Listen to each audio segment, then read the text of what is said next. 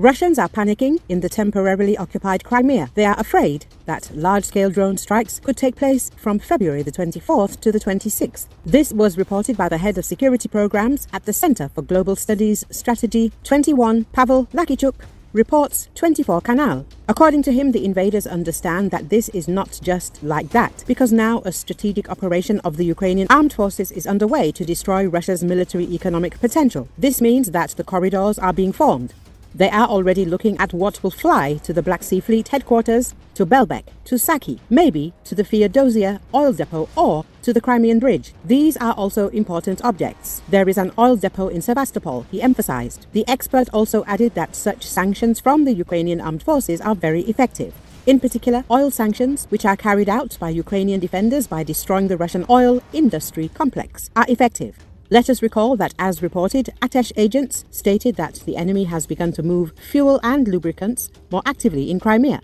At the same time, the occupiers are afraid to accumulate large volumes in warehouses due to their vulnerability to Ukrainian UAV strikes. Recall on January the 26th, explosions thundered in the temporarily occupied Crimea. Local publics and propagandists reported an attack by Ukrainian naval drones from the sea, in particular on the city of Sevastopol.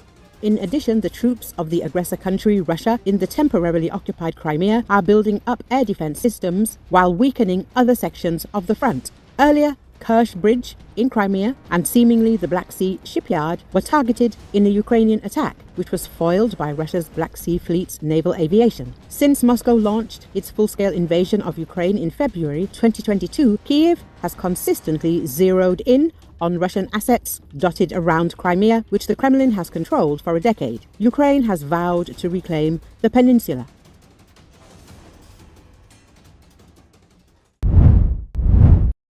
President Donald Trump's national security advisor said Friday that Ukraine will agree to give the U.S. access to its country's critical rare earth minerals as repayment for U.S. support during the war. According to Associated Press, speaking at the annual Conservative Political Action Conference outside of Washington, D.C., Mike Waltz said, "Here's the bottom line, President Zelensky is going to sign that deal. And you will see that in the very short term. And that is good for Ukraine. What better could you have for Ukraine than to be in an economic partnership with the United States?" Waltz added. The comments come just a day after Waltz told reporters that Trump is frustrated with Zelensky after he rejected the offer presented last week by Treasury Secretary Scott Bessent that would have given the U.S. access to Ukrainian minerals as repayment for U.S. wartime support and future aid for Ukraine. Waltz also pushed back against what he called the narrative in the media that the Trump administration is not negotiating or working with its European allies, insisting it is engaging all of our European allies, absolutely. Waltz noted that French President Emmanuel Macron will visit the White House on Monday, followed by British Prime Minister Keir Starmer on Thursday. Waltz called Trump the President of Peace, and predicted he will receive the Nobel Peace Prize for his work to end the wars in Ukraine and the Middle East. "By the end of this all, we're going to have the Nobel Peace Prize sitting next to the name of Donald J. Trump," Waltz said. Well, let me make one thing clear.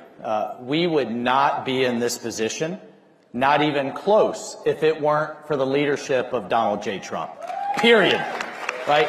I had the honor of sitting in the Oval Office and listening to President Trump speak with President Putin of Russia, and hearing both Putin and then immediately Zelensky both say only under President Trump's leadership, say this to him, and only he could drive an end to this war. So under Trump, this war will end, and it will end soon, and he is the president of peace.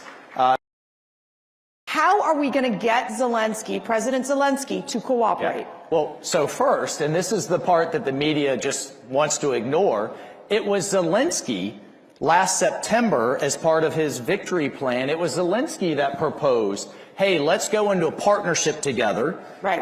If the United States will invest in us, we have aluminum, we have gallium, we have tritium, we have all of these rare earth minerals that the modern economy needs. A lot of them are not fully developed. They need investment.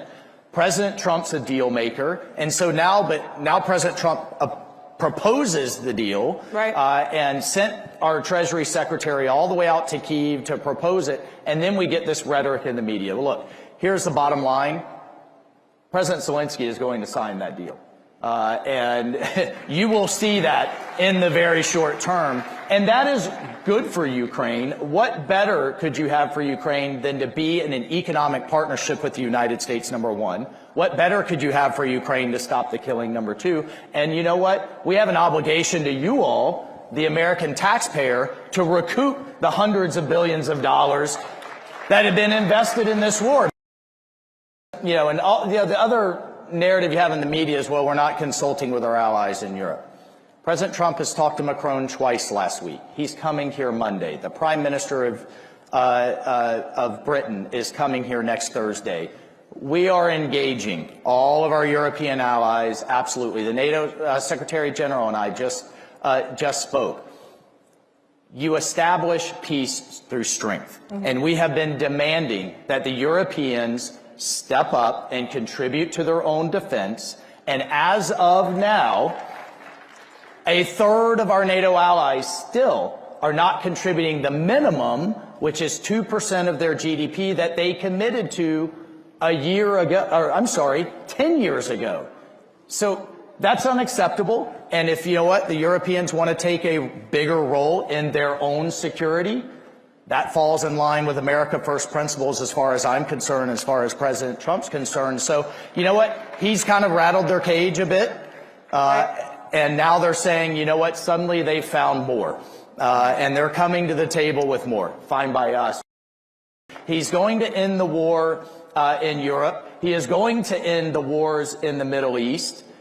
He is going to reinvest the United States and our leadership in our own hemisphere, from the Arctic to the border to Panama, all the way down to our good friends in Argentina with Milei that you saw yesterday. And you know what? By the end of this all, we're going to have the Nobel Peace Prize sitting next to the name of Donald J. Trump.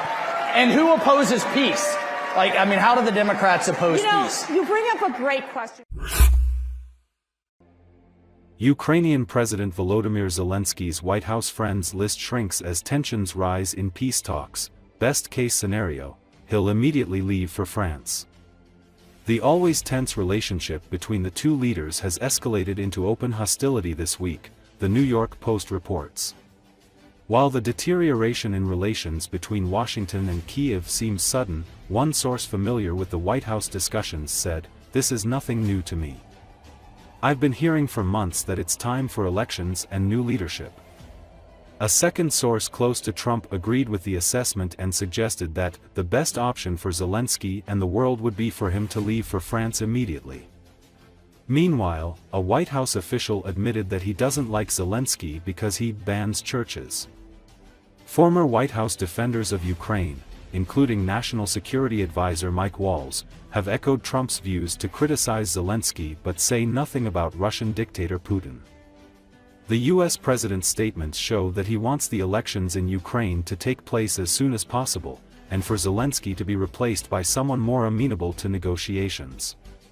This could be someone Trump and his allies trust, a military leader or a businessman, the publication noted. At the same time, sources noted that there is no obvious candidate that Trump would prefer. Presidential elections were due to be held in Ukraine last year, but were postponed due to the state of martial law Zelensky declared February 24, 2022, in response to the Russian invasion. According to the country's constitution, elections cannot be held under martial law. Tensions between Trump and Zelensky date back to 2019 when the then 45th president urged his counterpart to launch an investigation into the Biden family's dealings with Ukrainian natural gas company Burisma Holdings, which paid Hunter Biden a salary of $1 million a year while his father Joe Biden was vice president and leading American policy toward the country. Zelensky declined to launch the investigation but deftly navigated the ensuing controversy after the distribution of a transcript containing Trump's request, insisting he felt no pressure in that call, as congressional Democrats moved to impeach Trump for allegedly abusing his power.